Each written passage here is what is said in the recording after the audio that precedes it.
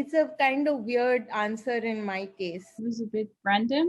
That's a funny story. I think the issues in this area are much more subtle. The guy is better than the girl. It's a kind of weird answer in my case. So in India, there's a lot of pressure to do engineering, when you're young, at least back in my time. I hope it's better now. But when I was studying, that was the thing you did. So I was actually much more artistically inclined. I wanted to be a writer or a painter or something like that. But there was just a lot of pressure to do engineering. So basically it's as stupid as that. That's how I got into engineering, and computer science was the hottest field, so I got into that. But going forward, it did become more of a meaningful choice for me. Like within computer science, I found that theoretical computer science was the area which was seemed to me kind of most conceptual and creative and fun. And I felt that kind of digging away at this space, it's not so different from art after all. So I think that's how I moved more and more into the sort of mathy, more creative aspects of computer science that I saw.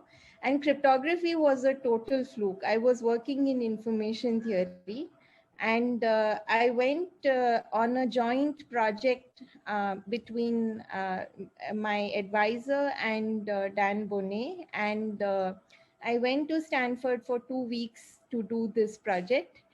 And yeah, I mean, it just happened. So while I was there, we were working on this information theoretic thing. And during that time, I started reading about lattices. I figured I'm already there, may as well kind of try to learn something new. And he was really friendly, and he suggested directions. And this 2-week visit ended up being nearly 2 years, and most of my PhD work was done during this time. Working with Dan in lattices was the best experience ever. I mean, he was wonderful. The area was wonderful. I just loved it. FHE, the first solution, came out when I was there. And it just blew my mind. I mean, Craig Gentry came and gave this talk, and I'm sitting there in this lounge, and I'm like, oh my goodness, this stuff is so amazing. So I think I was really hooked. I was happy to do any math. I mean, anything, graph theory, combinatorics, algorithms, complexity, lower bounds. I liked it all. And in fact, if you go back and see in my very early years, I really moved around a lot. So, I did a little bit of this, a little bit of that, and I was just very excited. So, I just did as much as I could, and I kept taking lots and lots of courses. And but yeah, at some point I needed to graduate. So at some point I started focusing more and more on cryptography. So I was always into computer science. I took this also as a major when I was a high school student, right? So I always attracted to computers ever since I remember.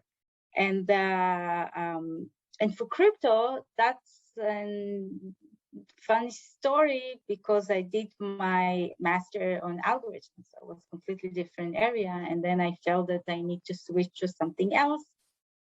And then I took a course by Amir Erzberg. And it was interesting. And I sort of liked it. So I went and I talked to him, and he was saying that he's full and he cannot, is not taking any new students. But then he told me there's a new faculty who just came. He's also doing crypto. And then he took me directly at the same minutes. He just grabbed me and took me to meet Yehuda Lindau, and the rest is history. So for me, I think it was a bit random. I knew that I wanted to study math, and I needed a minor to study math. And computer science I did not know anything about, so I was kind of curious.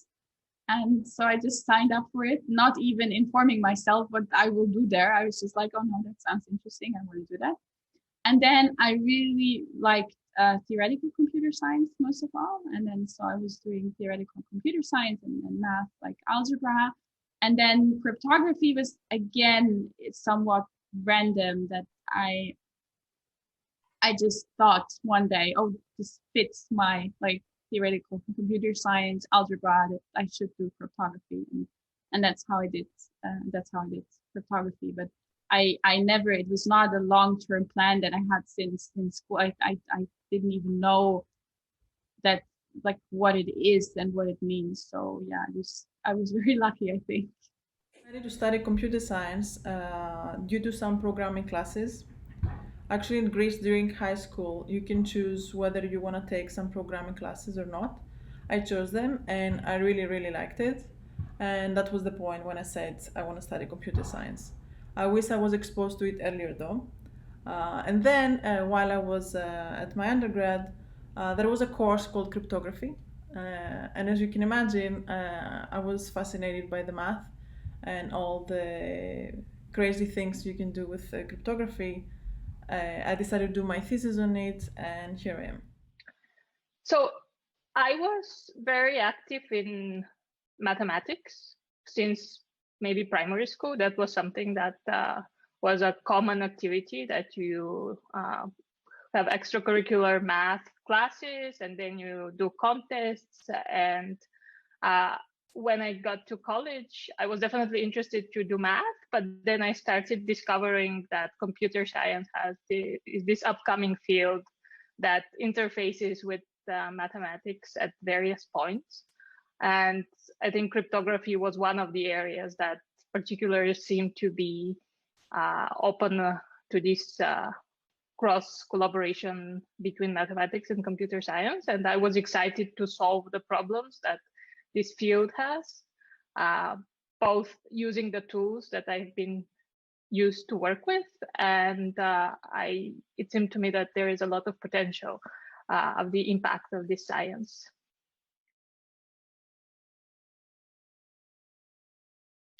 No, I think in terms of opportunities, definitely in the academic domain, they're out there.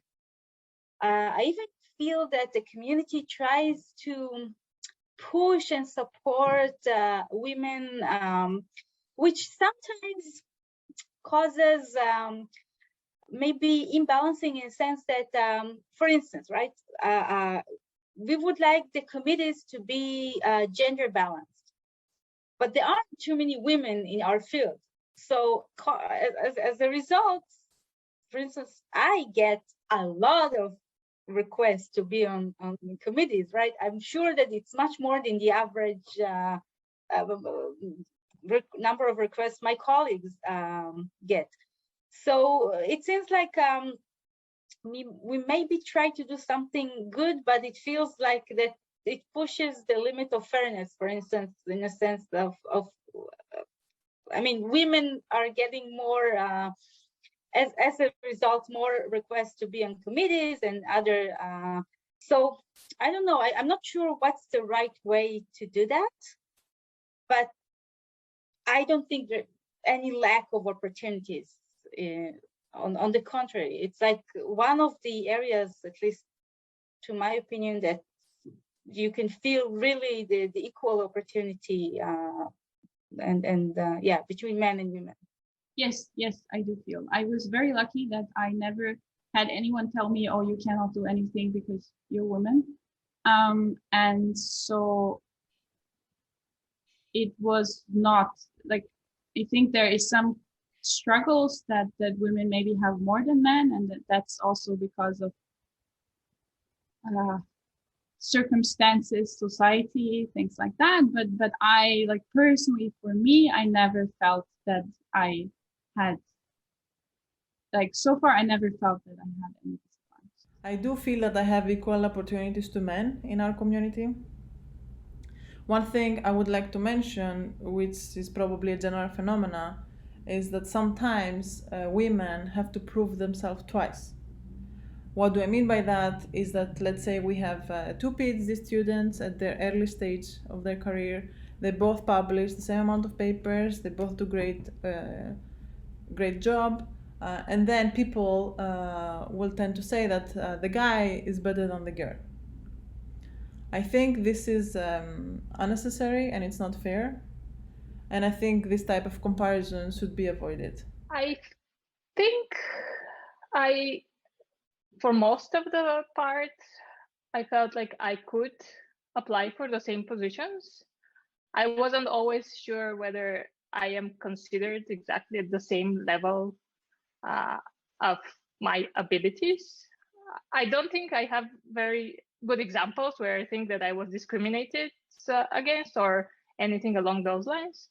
But I have had moments where I felt like my opinion wasn't valued exactly at the same level as some of my male peers. I don't have like obvious examples where it's oftentimes I think the issues in this area are much more subtle than obvious. I think the obvious ones are more easily addressed, and in many places they are addressed to a large extent. I think these subtle issues where it's about the attitude or how your opinion is valued are much harder to detect, and that's why they are much harder to solve. And that has been my experience as well. So I just kind of continued to persevere. I think that has been my approach towards it, and trying to talk to other women and ask how they have approached different challenges that they have encountered, and trying to kind of build my path in this environment.